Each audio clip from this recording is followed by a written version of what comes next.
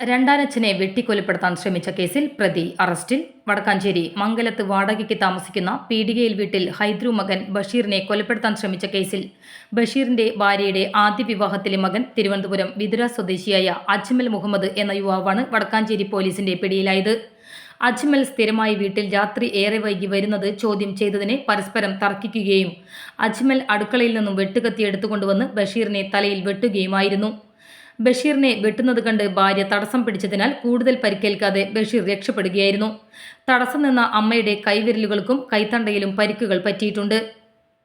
വിവരം അറിഞ്ഞയുടനെ വടക്കാഞ്ചേരി പോലീസ് സ്ഥലത്തെത്തി പരിക്കേറ്റവരെ ഹോസ്പിറ്റലിലേക്ക് അയച്ചു. സംഭവത്തിന് ശേഷം വീടിന്റെ പരിസരത്ത് ഒളിച്ചിരുന്ന പ്രതി അജ്മലിനെ പോലീസ് കണ്ടെത്തി അറസ്റ്റ് ചെയ്യുകയായിരുന്നു.